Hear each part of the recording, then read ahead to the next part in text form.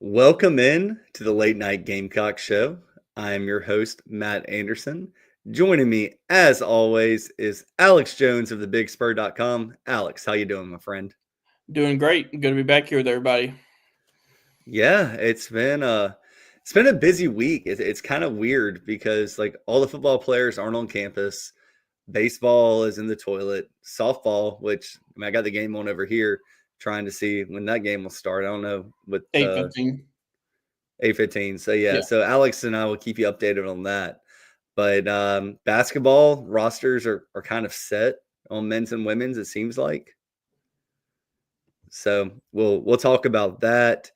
We're gonna talk a little bit about Lamont Paris's press conference the other day and the news and notes we're getting from his like Shane Beamer's tours around and all that kind of stuff. And I think Lamont actually he was in Charleston last night, Alex, something like that. Uh, what night was that? That was Monday night, I think. Whichever. I wasn't at that one. Yeah, Whichever yeah, one was Monday that. night. Yeah.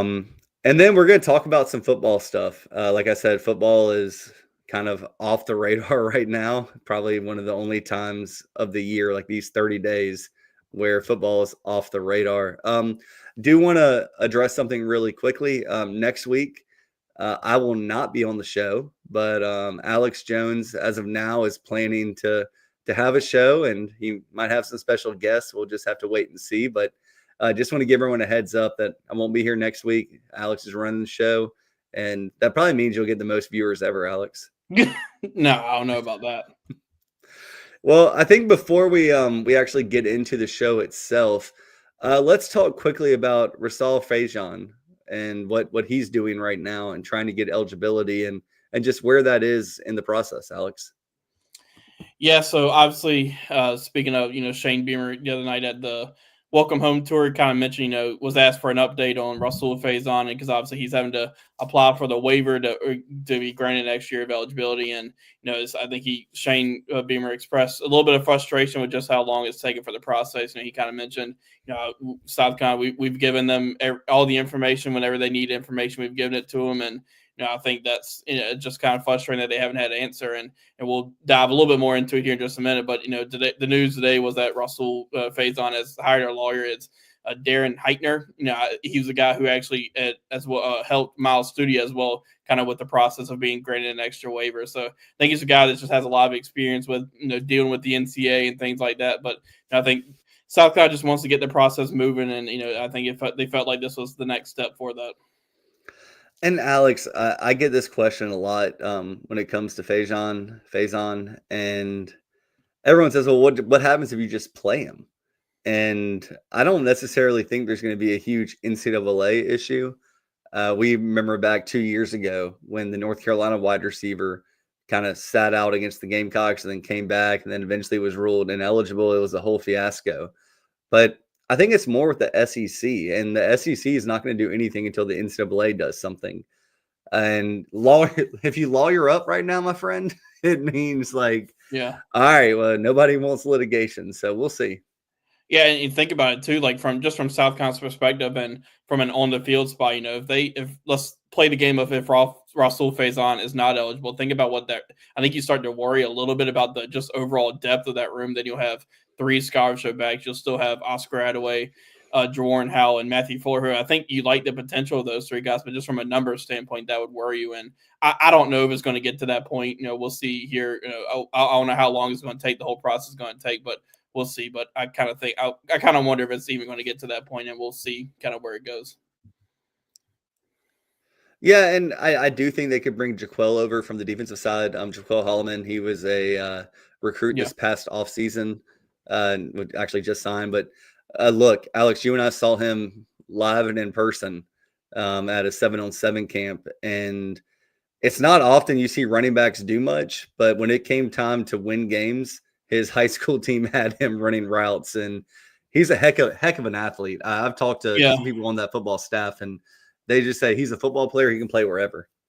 Yeah, there was talk in the recruiting process of what position they're going to start him at. And, they originally when he committed, had him the idea of, I think, playing that nickel spot somewhere in the secondary. And, there was some talk maybe could they move him over to that running back spot. And now I think that you don't want to have to do that, because I do think, long term his best position is in the secondary in that nickel spot. And, if they do have to do that, he would have to bulk up more, because obviously, playing nickel, you're not going to be as big as Yeah. what you are playing running back. So you just want to avoid that all around. But if they had to do that, I think that would be an option that they could do. Well, and honestly, like with what Craig's saying, I bet this is settled within the next week for Faison. And I think the coaching staff would like it to be settled because Yeah. everything you just said, Alex, if you got to bulk a kid up to go play running back to get that room right, you need to know and you need to go ahead Right. and start the process in the summer. And they probably would have liked to known before the spring transfer portal window, just because now that window's closed, and obviously grad transfers can enter whenever. But if you knew before that there was a chance that he wasn't, or if you knew before that they had a ruling that he wasn't going to be eligible, you could then go into the portal and find somebody that you needed to fill that spot. But you still didn't know, and still, I think, felt good about him being eligible, so you didn't go and add one in the portal. But if that does, if it does end up that he isn't ineligible, which I don't know, but we'll see. But then you have to wonder, just with that room, like, if they could maybe find somebody that's still in the portal. But running back is such a spot where, it's a high profile spot. A lot of teams need running backs, and I'm not sure what's really in the portal anymore from a running back standpoint. But I don't know if it's going to come to that, to be honest. Yeah, and I don't think it will. And remember, there were a lot of programs that were chasing after this kid, Yeah. and it seemed like a pretty much a slam dunk that he was going to get through. I understand Shane's frustration when you're now 4 months later and you haven't got an answer, and it is what it is. But Alex, let's go ahead and get into the show here tonight. If you don't mind, go ahead and roll that intro, and we'll be right back.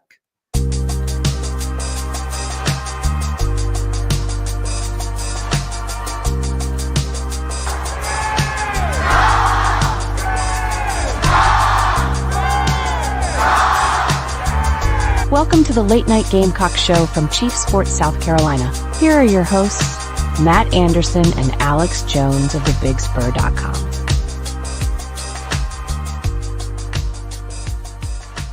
Welcome back, everyone. Today is May 7th, 2025. I'm looking at the chat box right here, and Peanut says, I keep watching the NBA and it's so terrible, I just can't. I feel the same way. It's hard to watch. I will say the playoffs, especially the endings, have been Yeah. pretty cool. And I've caught a handful of them live, but I've caught most just on highlights or replays or whatever pops up on my X account or my Facebook account or whatever, Instagram. But I will tell you, the NHL Stanley Cup playoffs, it is, for my money, the best playoff in existence. And when you get to the Stanley Cup championship or the finals and you have the World Series, I mean, Super Bowl is awesome, but at the same time, I go right back to Major League Baseball, World Series, and NHL Stanley Cup finals as the elite playoffs in sports. Yeah, I had never really gotten into hockey too much, and then a few months ago I went to my first hockey game. I went to a Rangers game when I was up in New York City, and I mean it's pretty fun atmosphere to be in for a hockey game. And I also, then that Four Nations, I think that's what it was called, that happened a Mm-hmm. few months ago, where it's USA, Canada, and all those teams playing. Watched a little bit of that, so it's a fun watch. It's kind of like basketball, where it's up and down. There's action always happening, but to the NBA, I agree. It's kind of been a little bit hard to watch, but it's like you mentioned, there's been a lot of really good endings, and once we get to the finals, I think it's going to be a pretty good show. Oh, I think so too. And Alex, you know me personally, so you know this. It might not come through on the show every single week, but I have like terrible ADHD, and all my friends, and Alex is laughing, but all of my friends love watching soccer, and for me, it's just too slow. But for Yeah. me, hockey is soccer on steroids. Like those guys are skating 22 miles per hour down the ice. They're hitting each other. There's no softness there. So yeah, and I see that folks are talking about the Canes game last night. That was unbelievable.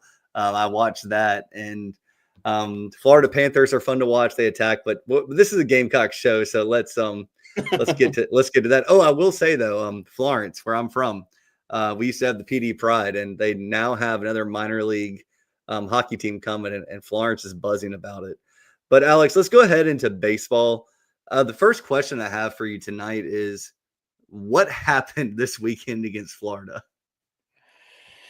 Yeah, it got off to a rough start. I mean, a kind of interesting start. Your Friday night, you had you get started for basically in half inning, then had the rain delay, and game doesn't get started till what I think it was like 10:15 or 10:30 first pitch, and it's just kind of I guess you could say almost the same old thing with this baseball team. Like just they can't put it all together, and it's just overall, just a bad weekend. Things just keep kind of tumbling on them, and things just continue to not go their way. And I think just pitching wise, you kind of see again, it kind of goes back to what we've been talking about. Like they're competitive in that first game. They had the 3-0 lead, I think, early on in that first game, and then things just kind of fall apart for them late.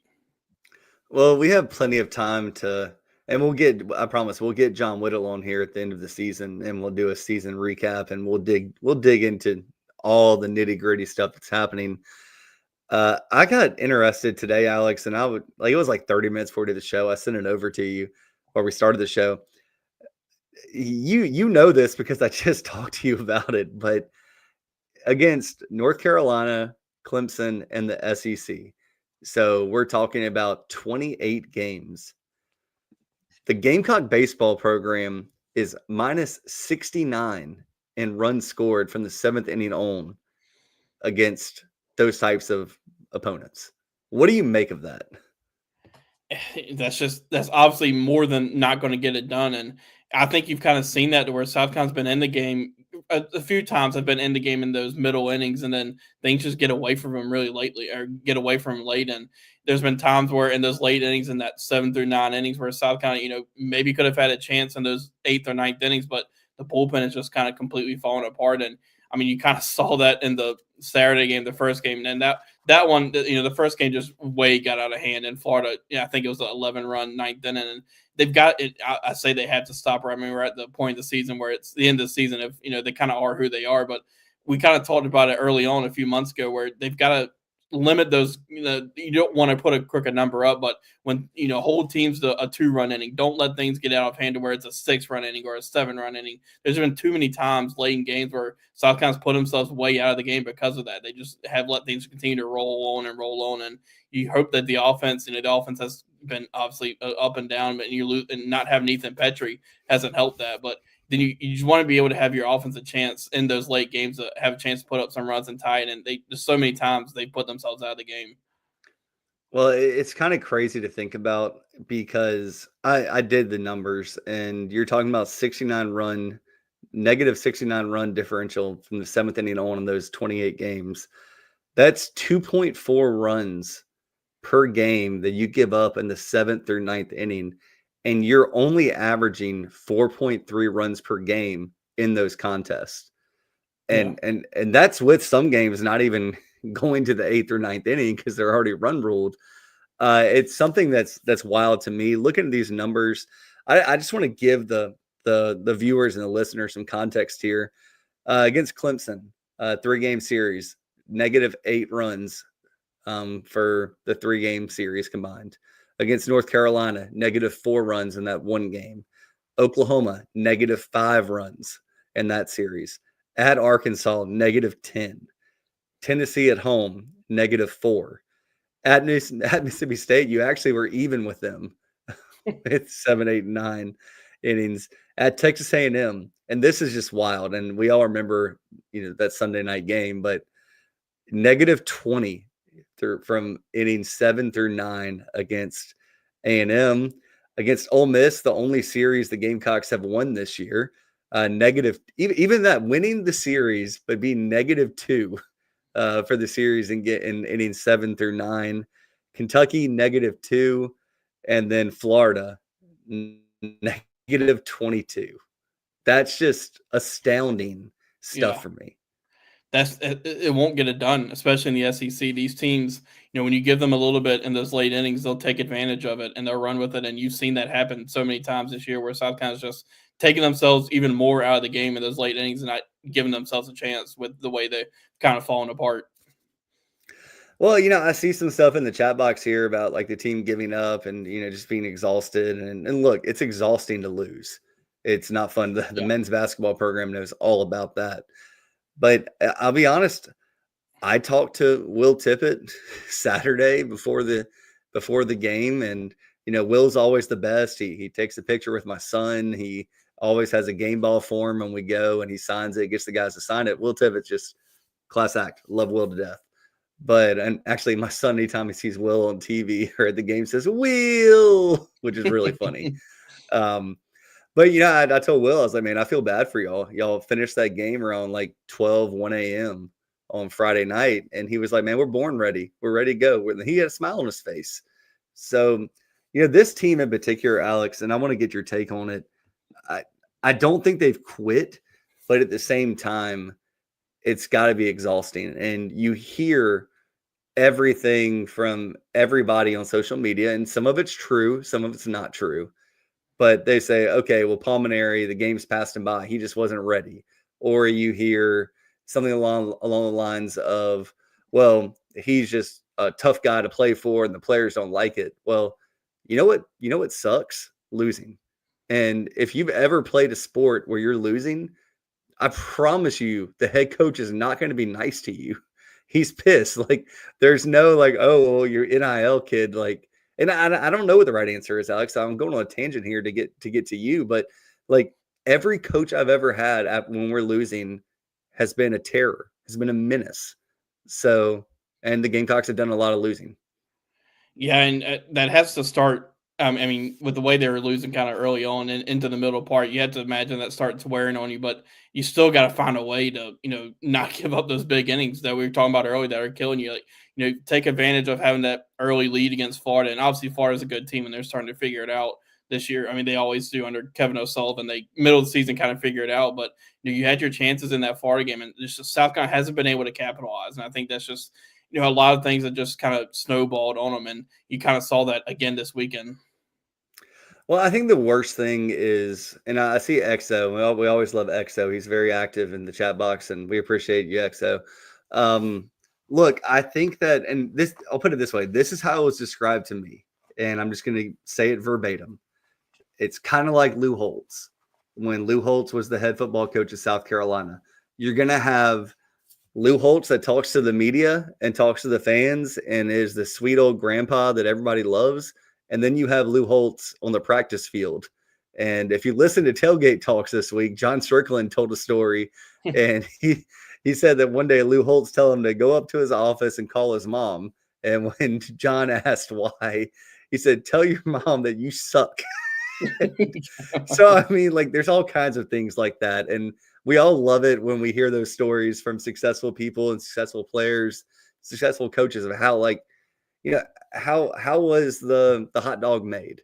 No one cares when you eat the hot dog and it's great, but if you are losing and you eat that hot dog, like, yeah, I don't know if this is good meat or not.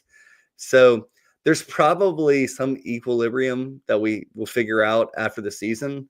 I don't think the losing helps. I think the losing compounds any kinds of feelings that the coaching staff might have for the players and the players might have for the coaching staff. But I can promise you, Shane Beamer, one of my favorite people in the world. Absolutely. Love him. Salt of the earth. But guess what? He can be a real asshole if he wants to be. Part of my French. And Lou Holtz can do it. Ray Tanner did it. And look, if you're getting grilled by Palmineri, and everyone has to remember too, like, we're still living in this world where NIL is a thing, transfer is a thing. You can literally reload a roster. South Carolina doesn't need to do that. South Carolina has so many core players that they need to develop and grow. And look, if they leave, that's on Palmineri to go figure it out and figure out what he's going to do. But he's a big boy. And he said that. He's a big boy. He can take the criticism.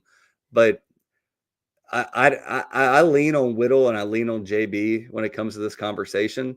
And there's enough mixed messages from them, other people all over that, normally there's you, someone else, and then the truth is in the middle.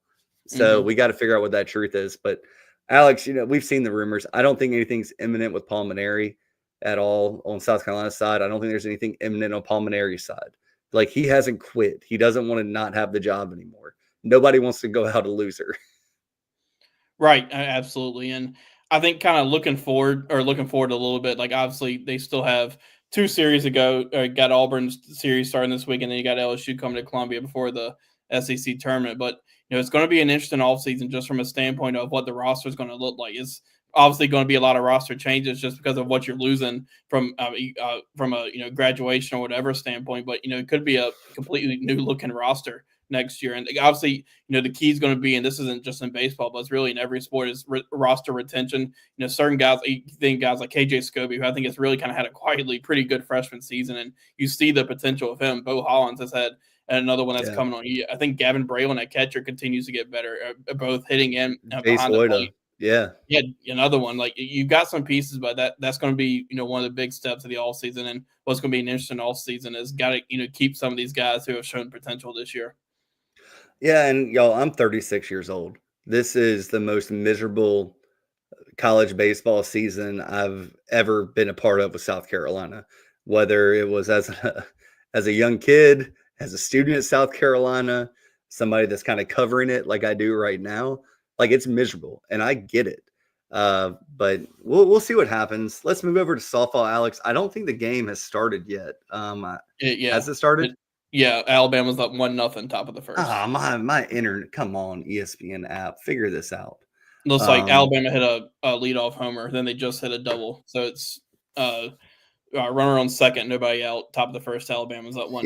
Yeah, they're 11 pitches.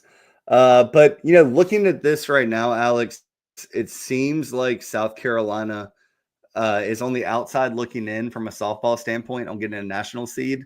I think that they're very likely a shoe-in to get a top 16 seed and probably host. And we've talked about this for a while, but all the plans have been made to host, bring in extra stands, all of that.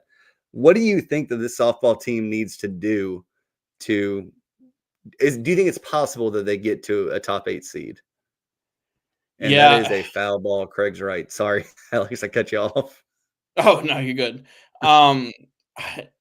Semifinals, I think, and maybe even the finals. I'm not sure, just to get to that national seed, because we don't know for sure like where the team is standing right now, and from a selection standpoint, maybe I would have to imagine they're either first team out of that national seed or second team out national seed. And that's the thing with the SEC, with just how deep softball is, not only this year, but really every year. But this year in the tournament, every win that South Carolina could get, if they do make a run, it's going to be a quality win. I mean, Alabama's a really good team. You also now have a series win over them. But if you find a way to win tonight, that's another quality win. Texas A&M, if you win and play them tomorrow night, that's another quality win. Like, you're only going to pick up quality wins if you go through the SEC tournament. But I agree with you that they're pretty safely, I think, regional hosts at the very least, and I think there's still obviously a little bit of work to do. And I think when you get to the semifinals, you definitely put yourself even more in the conversation than you are now. Than if you win the whole thing, you're going to be a national seed. But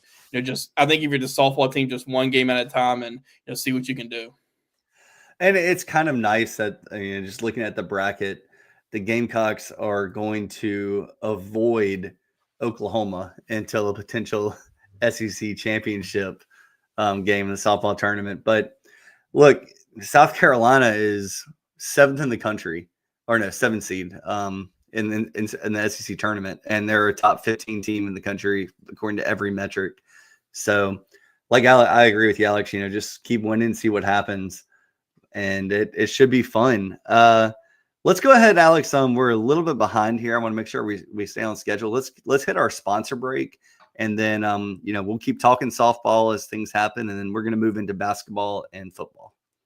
Mike here for one of the better dining options in the capital city. When I first moved there, I asked people around the radio station, where are the best wings? Well, the consensus was D's Wings. That was then. Today, they still have the best wings, but it's so much more. Now in their new location at 415 Meeting Street in West Columbia, yeah, they get voted the best wings on a routine basis. Yes, they get voted the best sports bar on a routine basis, but they're not just about wings, and really, they're not just a sports bar. It is a family-run local restaurant and bar with 20 TVs and 25 beers on tap. And how about these daily specials? Every Monday night at D's, you've got 75-cent wings from 4 until closing. Tacos on Tuesday. Then on Wednesday, 18 wings and a pitcher of beer for $29. You've also got ribs and oyster bucket specials on Thursday. And no matter how big the party is, 20 or more, no problem. Just call ahead of time and they'll take terrific care of you. They'll do takeout as well. And guess what? A human will answer the phone and take the order. Billy and his staff do an outstanding job. Check out D's 415 Meeting Street in West Columbia. So, Alex, moving on to basketball here, we'll talk men's and women's hoops.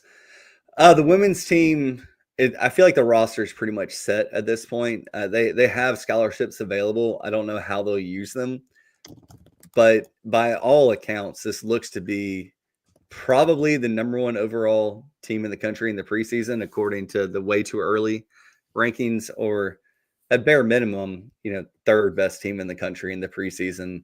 And we'll see, there can be injuries. There can be all kinds of things that happen during the offseason. But I Yeah. think as good a footing as we could ask for this Yeah, women's I team. mean, they're obviously going to once again be national title contenders just from what they have returning from last year's team, and then the additions they have. I mean, Tania Latson, the FSU guard, who is the leading scorer in the country, obviously really talented and is going to bring a lot to the team. And then you got Okada as well, who is going to help continue to bring size to the to the paint. And they're going to be able to. It seems like from what you see on the roster on paper, they're going to look like they're going to pick up right where they left off and be another threat once again. Absolutely. And moving on to the men, I guess, I enjoy this because, I just don't. 1 second, I have to respond to a text. This is my wife saying something. Moving on to the men, this is a team as it stands right now that will very likely be projected to finish last in the conference. And I think that if more media members actually dug into the numbers and the how the teams are constructed, then you might have a different thought process. But what most people are seeing right now that do this, and look, it's been long enough around this stuff that I see it. It's all right. Well, Team X brought in 4 transfers, and they all averaged over 16 points per game at their previous school. So, let's just put them down for 12 points each. And wow, they have this 5-star player returning, number 10 in the country. Whatever, it happens. Yeah. I'd remind people that Jamari Thomas scored a ton of points and was a high-level transfer as well, and did pretty similar at South Carolina, even though it didn't work. But Alex, I want to get your take on this. I'm going to give you my projected starters for basketball as it stands right now, and let me know if you agree or disagree. Point guard, I think it's pretty apparent it's going to be Michi Johnson. At shooting guard, I'm going with Kevin Knox.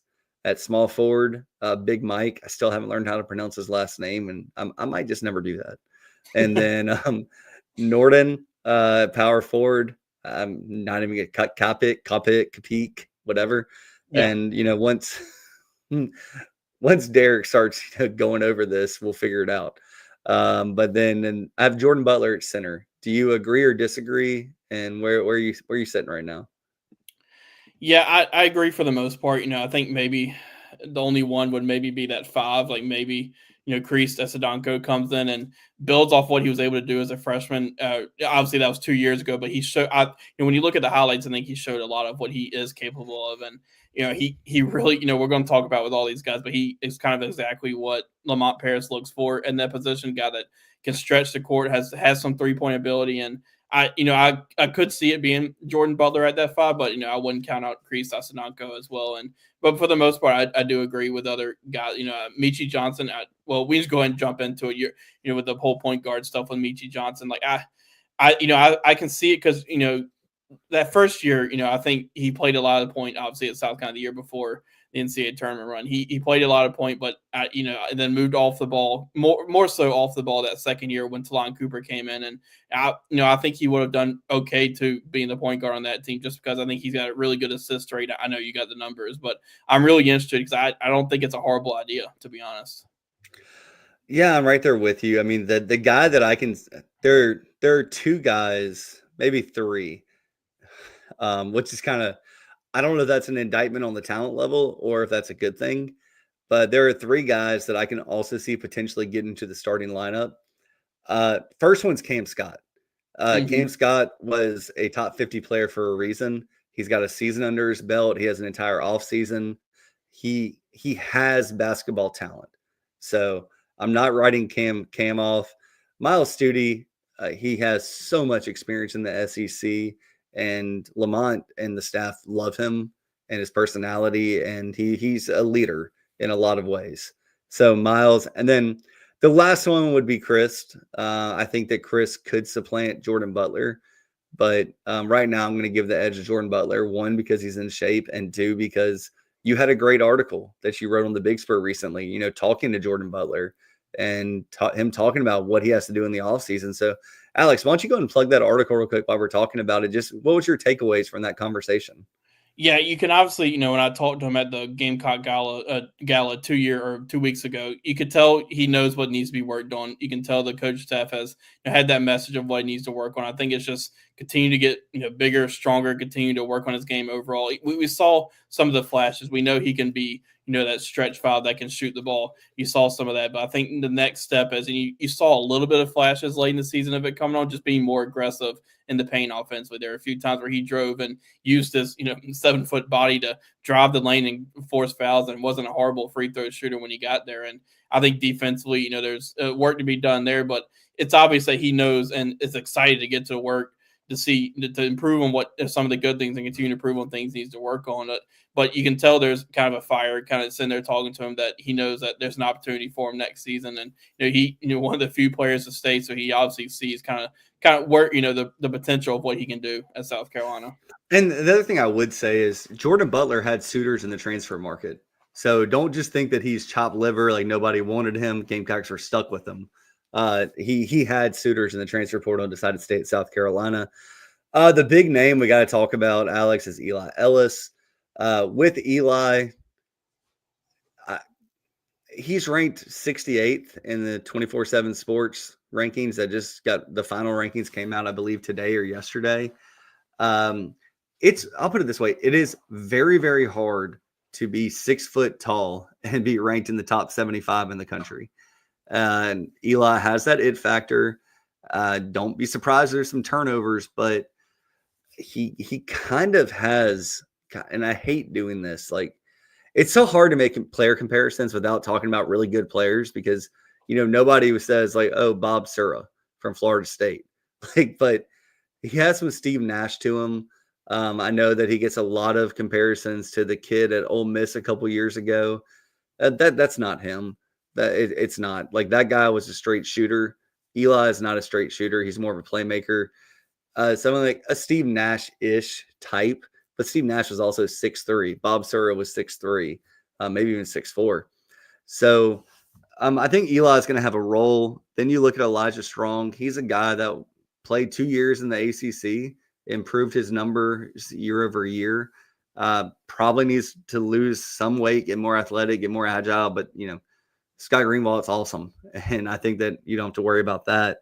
And then the other ones are the freshmen. In an ideal world, you let these kids develop, and you would, I'm not saying stash them on the end of the bench like, what happened to Cam Scott this year, but let them develop and let them practice against good players. And I like all 4 of them, Alex. I don't know if you have a personal favorite, but I like all 4. Yeah, real quick, going back to Eli Ellis, like it could be pretty intriguing. You see him and Michi Johnson on the court at the same time. If Eli Ellis kind of takes that 2 spot, that shooting guard spot. Obviously, we know you see the highlights of what he can do as a shooter, and with Michi Johnson being, we've seen that first step of what he can do to drive the lane and force the defense to collapse and he kick out. You saw that a lot when he was playing point, or even really that NCAA tournament run. So that's something that's intriguing, and kind of the same thing for Cam Scott if he can kind of just put it all together. But that's Eli Ellis. Obviously, played really good competition in OTE. Like, I think that sometimes gets overshadowed a little bit. Like, what he was able to do in the OTE was incredible against really good competition. And I think the steps for him will be to come into this summer and dive into the defensive philosophies Lamont Paris has, because you got to be able to play defense for Lamont Paris. Yeah. And not saying that Eli Ellis can't, but I think that's defense is really kind of the first step for all freshmen when they come in, because it's so different than what you do in high school or wherever you play. So we know what he can do offensively, but I think the first steps for him are going to be, getting everything down from a defensive standpoint. And the good thing for a defensive player in Lamont Paris's system, or on defense for Lamont Paris, I'm not going to say Eli's a defensive player, but there is a concept and there's a system. I mean, you can be hidden in different scenarios, which I think could benefit Eli. The other thing, just to Alex's point there, I mean, Eli Ellis was the MVP of OTE, and he was scoring 30 some odd points a game, 10-ish assists a game. Like, He was number one on the scouting report, and he still did that. So I'm not going to count that kid out. Yeah, and to go a step further, like having and you going by your projected starting five, having Mike Sherrod jumps, I think I'm saying that right at the 3, and then Nordic at the 4. Like both of those guys can shoot to as well. So if you have Eli Ellis and Michi Johnson, guys that are kind of known really good assisters, I guess is the word, really good at finding the open man. Like that's something that is going to stretch the floor. So that's not they didn't have that a whole lot this year. There are guys. I mean, you could probably count multiple times a game where there'd be open shots that were created, but they weren't be able to knock down. And I think you feel a little bit better about the just the overall perimeter shooting on this team. And then you add in the ability to drive and kick from some of those guys like Michi or Cam Scott or Eli Ellis. It's going to be, I think there's going to be open shots this year. It's going to be the key to knock them down. Well, and people don't like it on the Big Spur when I say this, but I think if this team can shoot 36% from the three-point line and limit themselves to like 10-ish turnovers a game, like they're going to be in the NCAA tournament. And you go back and look at the number 6 seed NCAA tournament run they had with Talon and Michi and BJ Mack and all those guys. They shot 33.5% from 3, and they averaged about 10 turnovers a game. So it's not crazy to think that they can shoot 36% from 3. You look at their transfer portal additions, you can tell that it was an emphasis on finding guys who don't turn the ball over, because that was their biggest issue this year. Like they just had so many guys who were turning the ball over so much that they couldn't really even get into an offense most of the time, or sometimes they couldn't even get the ball up the court against the press. And you can just tell when you look at the stats of all these guys, like it was an emphasis to get back to what they were able to do 2 years ago and not turning the ball over, to be able to get into those offensive sets that Lamont Paris draws up. And just a couple numbers for y'all. I don't know what Eli Ellis is going to do from an assist rate standpoint, but you have Big Mike. He's had 2 different seasons with at least 21.6 assist rate. It's a really good number. Michi's had at least 2 with over 22% assist rate. You look at Kobe Knox, not really a facilitator, but a guy that has shot about, 33% from 3 in his career. You look at Norton's shooting 31% in D1. Elijah Strong is shooting 35% in D1. And then Chris is shooting 32%. So, like, what I'm saying here, and like this is the big basketball picture that I think sometimes gets missed, is just because a player has been a 33% three-point shooter or a 31% three-point shooter. Okay, girls just hit one to the wall. If you have guys with high assist rates and they can get you open looks, that number can shoot up. I mean, I'm looking at Kobe Knox right now, and Kobe Knox first year at Grand Canyon, he shot 39% from 3. 39%. Yeah.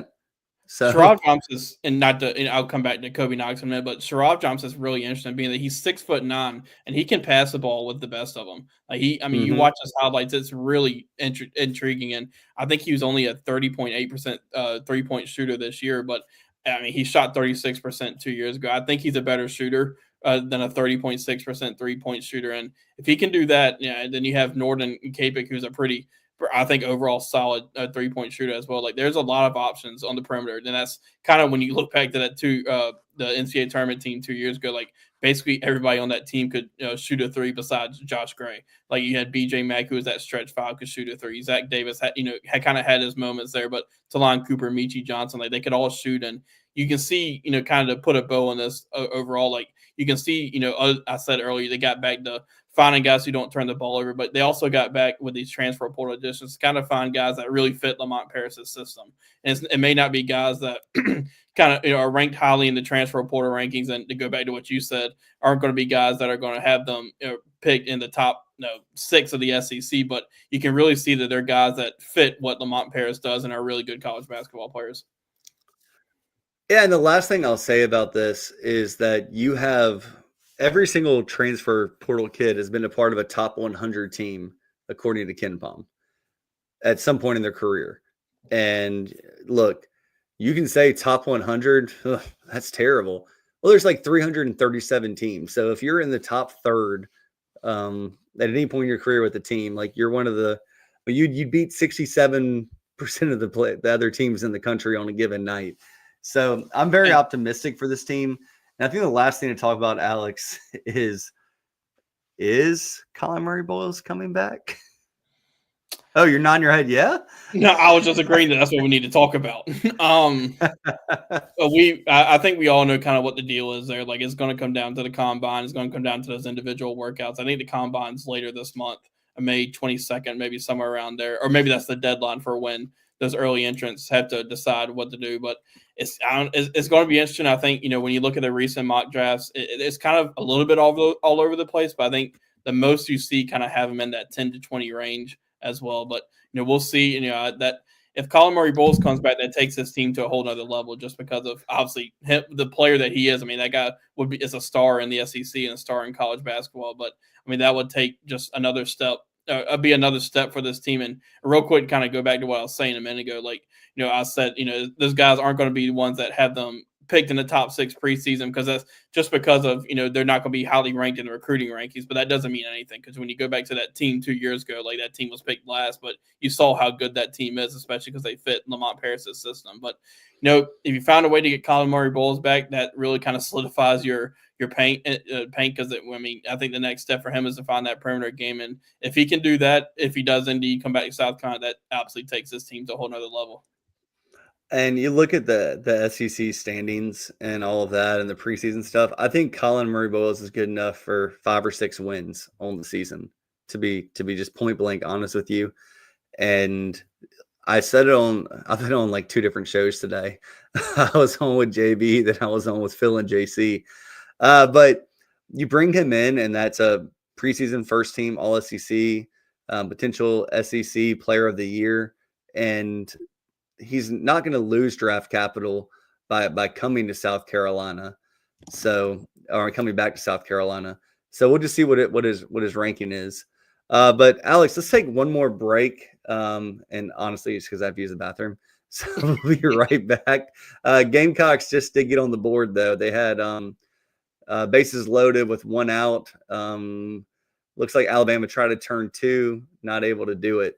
So, Alex, one more break, and we come back, we're going to talk about football. So, Mike here for one of the better dining options in the capital city. When I first moved there, I asked people around the radio station, where are the best wings? Well, the consensus was D's Wings. That was then. Today, they still have the best wings, but it's so much more. Now in their new location at 415 Meeting Street in West Columbia, yeah, they get voted the best wings on a routine basis. Yes, they get voted the best sports bar on a routine basis, but they're not just about wings, and really, they're not just a sports bar. It is a family-run local restaurant and bar with 20 TVs and 25 beers on tap. And how about these daily specials? Every Monday night at D's, you've got 75-cent wings from 4 until closing. Tacos on Tuesday. Then on Wednesday, 18 wings and a pitcher of beer for $29. You've also got ribs and oyster bucket specials on Thursday. And no matter how big the party is, 20 or more, no problem. Just call ahead of time and they'll take terrific care of you. They'll do takeout as well. And guess what? A human will answer the phone and take the order. Billy and his staff do an outstanding job. Check out D's, 415 Meeting Street in West Columbia.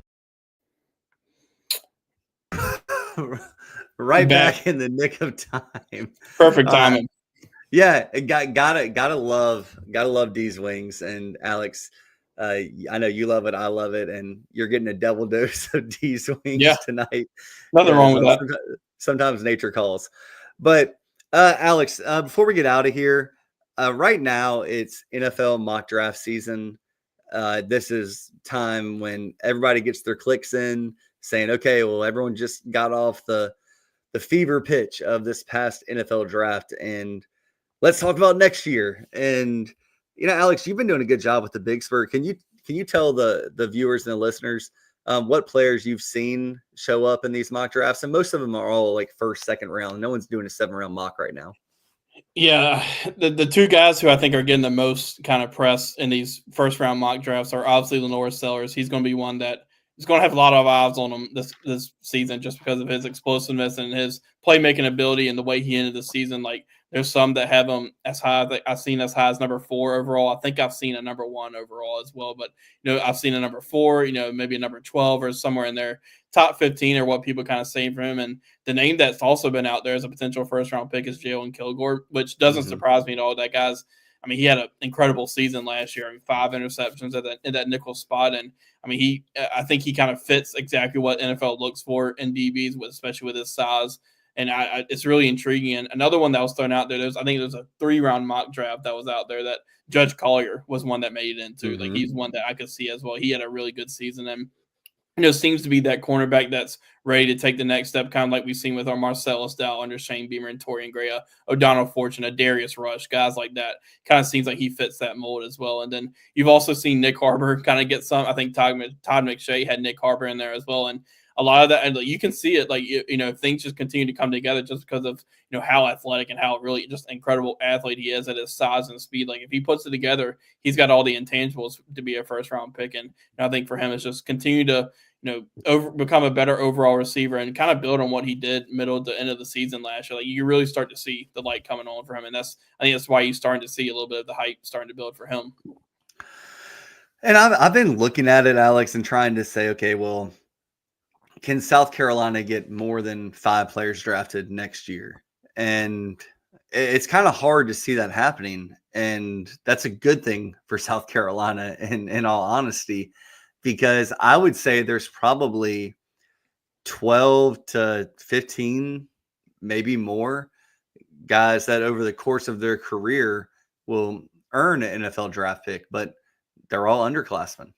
Yeah. So yeah, it's kind of the future drafts. Like, and that's not to say that South Carolina's not going to be a good team this year, because I think they are going to be a really good team again. But you look at those future drafts, like that 2027 draft, like Dylan Stewart. I mean, obviously that's going to be the highlight that everybody's talking about. And I mean, he's got number 1, obviously first round potential, but if he continues to do what he's doing, he's got number 1 overall pick potential. And you see some of those other names, like obviously Lenora Stars is going to be a name too, and some of those receivers, like does Amazio Bennett continue to take the next step? Guys like that, like especially Josiah Thompson. Yeah, Josiah Thompson, that's another one. Like, and then you look at defensively, like, obviously, it's really early, but as Fred Johnson continue to improve as he's been doing, like a Judge Collier, a Bakari Swain, like there's a lot of young talent, especially on defense and really on both sides of the ball, but especially defensively. That's, obviously that's 2 years down the road before we start talking about those guys getting drafted, but you can definitely see, the potential of those guys. Well, I think what's really interesting, and I'm not taking credit for this. Obviously, I don't even know if I believe it, but there was someone on the Big Spur a few weeks ago who said that he's calling it, or he or she, it's all anonymous. I don't know, boy or girl, all that kind of stuff, man, woman. But they were calling it that South Carolina is going to have back-to-back number 1 overall picks with Lenora Sellers and this upcoming draft, and then Dylan Stewart the next year. And I started thinking about it. It's not outlandish at all, to be honest with you. And if I need to talk to Rafael Esparza and just see, like, can I get that bet anywhere? I mean, because the payout would be ridiculous if South Carolina has back-to-back number 1 overall NFL draft picks, or even like probably get better odds if I specify who they are. That's crazy to think about. If South Carolina has back-to-back number 1 overall picks, I think probably means they had a really good year this year, because that's going to be Lenora Sellers going to where he's good enough to go ahead and leave early to be a number 1 overall pick. Obviously, like if Lenora Stars is getting picked number 1 overall this year, South Carolina had an incredible season and probably in the playoff, if you can imagine. I mean, because because a lot of NFL teams look on what do quarterbacks do for their teams, and I mean, if they did that, I think South Carolina would be in for a great season. And then if Dylan Stewart's already being projected, just obviously we're talking hypotheticals here, but like if Dylan Stewart is being projected as a potential number 1 overall pick the next season, like that means the defense probably had a pretty decent year as well. Oh, absolutely. And just the ammunition that you would have on the recruiting trail would just be something filthy and ridiculous. So crazy. But Alex, a couple more things. We're going to talk a lot about the upcoming season over the next couple months. I don't want to get into particulars yet. I mean, we'll have our prediction episode and all of that, but one thing that will be here sooner than the season is media days. Alex, who do you think is going to represent South Carolina at media days with Shane Beamer this year? Obviously, Luke Doty did last year. You think he's going to be a repeat? Maybe. Like, I think Lenora Sellers is probably going to be there, and depends on if they take 2 or 3. Like, I can see a Jalen Kilgore being there for another one. Like, maybe a Dylan Stewart as well. Like, it kind of depends on how many they take, but I think you have to imagine Lenora Sellers is going to be there just because he has a potential to be kind of one of the faces, if not the face, of the league this year. Yeah, and like here's the thing with Dylan. I think that next year he might have to go, but he's such a reserved and quiet guy. Like Yeah, if you remember Alex, he didn't like doing a lot of media interviews. He didn't like the process, and even when he went to the All-American game and someone tried to get him to say like, are you still open to other schools? Or are you just going to go to South Carolina? He was like, I'm going to South Carolina. Like, what else do you want me to say? Well, Ohio State's still recruiting you, and how could you turn Ohio State down? He's like, I'm going to South Carolina, and like it was very Marshawn Lynch, Marshawn Lynch yeah. kind of responses. Yeah, like yeah. So I mean, just some other names like maybe a Brian Thomas Jr. He's a guy that I can see do Yeah. that. Who like a Kason Henry, a guy like that. Maybe a Boaz Stanley. They take it. Obviously, I think sometimes they try to take guys who have been in the program for a few years, but I think a Boaz Stanley could be in that.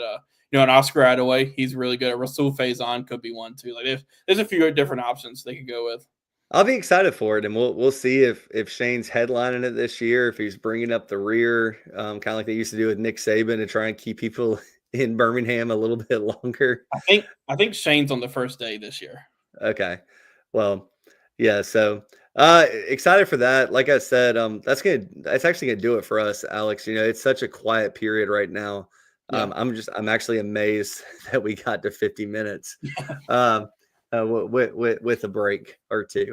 But Yeah. yeah, I mean, again, with the media days, being articulate and well spoken and charismatic carries a lot of weight too, because you want to put your program with the best face forward. And I saw Exo said Oscar is well spoken. I agree, Yeah. but um, Alex, like I said, we're gonna get out of here. I want to thank everybody that has watched, viewed, listened to this. The people that come back every single week. When you give us your time, you give us the most valuable thing you have, and we appreciate it so much. And we're here for you. If we can ever do anything, please let us know. And Alex, before we get out of here, can you give us an update on the softball game? How do things look right now? Yeah, they're in the bottom of the second right now. It's 2-1. All right, 2-1. So everyone that's watching this, flip over to the softball game, watch that. And next week, Alex will be running the show, and I can't wait to watch. But I'll be on vacation, so I can't do much more than that. Last time we tried to do it, it was a nightmare because trying to get Yes, it set was. up and mics and Yes. everything. But y'all have a great evening. And Alex, I'm sure I will talk to you soon.